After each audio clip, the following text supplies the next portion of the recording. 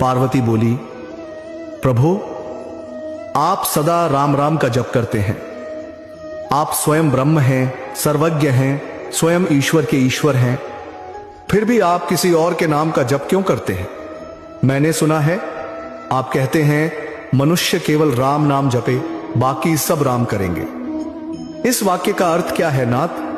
क्या इतना सरल है कि केवल नाम जपने से सब कार्य सिद्ध हो जाएंगे?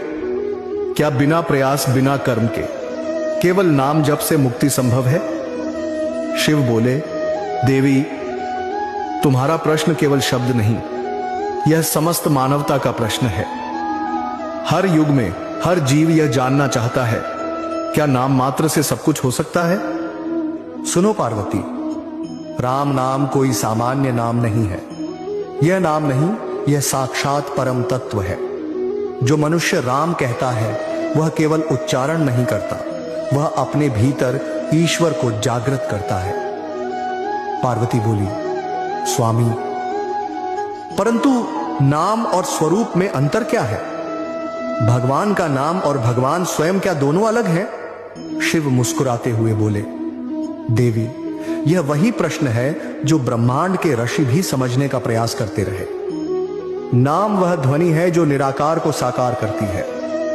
राम का नाम स्वयं राम से भी श्रेष्ठ है, क्योंकि जब रूप नहीं था तब भी नाम था, और जब रूप लय हो जाएगा तब भी नाम रहेगा। शिव बोले, स्मरण करो पार्वती, जब यह सृष्टि नहीं थी, जब केवल शून्य था, तब उस शून्य में पहली तरंग उठी, और वह तरंग थी ओम। उस ओम से ही सब नाम उत्पन्न हुए। राम नाम उसी ओम की सर्वश्रेष्ठ अभिव्यक्ति है। यह नाम सृष्टि का बीज है। जैसे बीज में वृक्ष छिपा होता है, वैसे ही राम नाम में संपूर्ण ब्रह्मांड छिपा है। पार्वती बोली, यदि राम नाम इतना ही महान है तो क्या केवल जप करने से मनुष्य के सारे दुहक मिट जाते हैं? शिव बोले, देवी मनुष्य को केवल जप करना नहीं है, उसे भाव से जपना है, शब्द से नहीं, हृदय से।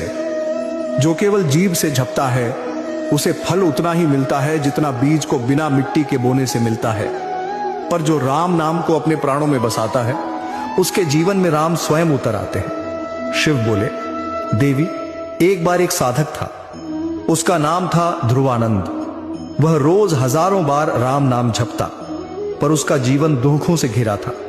एक दिन उसने क्रोधित होकर कहा, प्रभु मैं रोज तुम्हारा नाम जपता हूं, फिर भी सुख क्यों नहीं मिलता? तभी आकाश से एक स्वर आया, तू केवल नाम जपता है पर मुझे बुलाता नहीं। ध्रुवानंद चौंक गया। वह बोला, क्या अंतर है प्रभु? स्वर उत्तर देता है, जब तू राम कहता है केवल गिनती पूरी करने के लिए तो वह शब्द है, पर जब तू राम कहता है प्रेम और समर्पण से तो वह राम स्वयं बन जाता है। उस दिन से ध्रुवानंद ने जपना बंद नहीं किया, पर अब वह हर बार आंसुओं से जपता। धीरे धीरे उसके जीवन के सभी संकट दूर हो गए। देवी यही है राम नाम का रहस्य।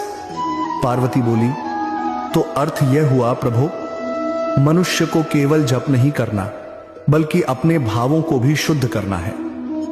शिव बोले, सही कहा पार्वती, नाम जप ही तो साधना का सबसे सरल मार्ग है, परंतु यह तभी फलदायक होता है जब हृदय में अहंकार न हो। देखो, जैसे कोई बीमार व्यक्ति केवल दवा देखकर नहीं बल्कि दवा खाकर स्वस्थ होता है, वैसे ही मनुष्य केवल नाम देखकर नहीं बल्कि नाम में विलीन होकर मुक्ति पाता है। शिव बोले, इसीलिए मैं कहता हूं, मनुष्य केवल राम नाम जपे, बाकी सब राम करेंगे। क्योंकि जब मनुष्य राम नाम में डूब जाता है तो उसकी कर्मेंद्रियां राम की हो जाती हैं, उसका विचार राम का हो जाता है, और तब से उसके सारे कर्म सारे फल राम स्वयं करते हैं।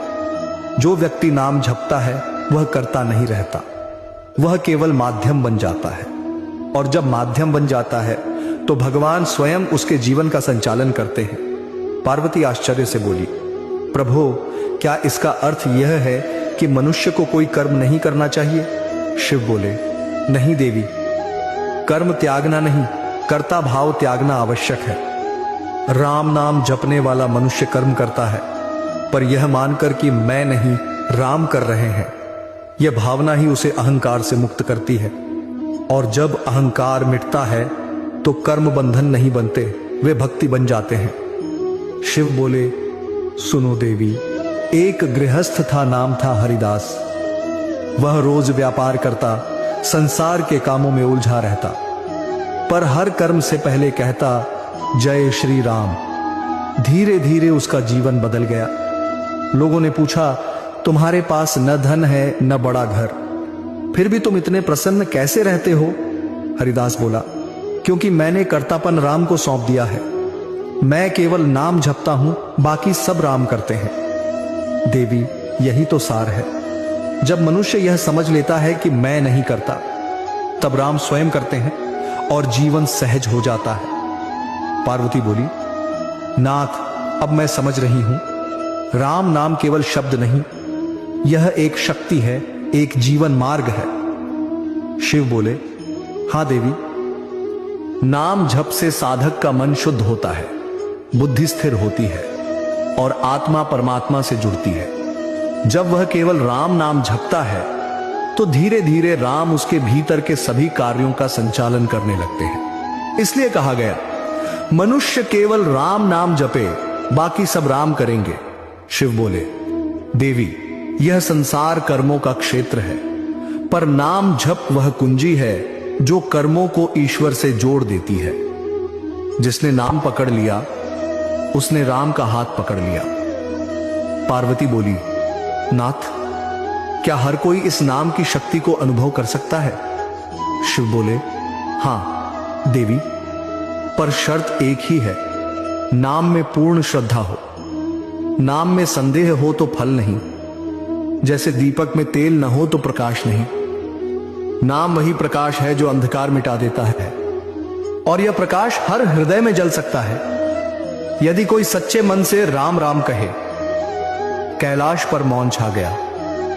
पार्वती के नेत्रों से आंसू झरने लगे। वह राम नाम का जप करने लगी। उस क्षण पूरा कैलाश राम नाम की ध्वनि से गूंज उठा।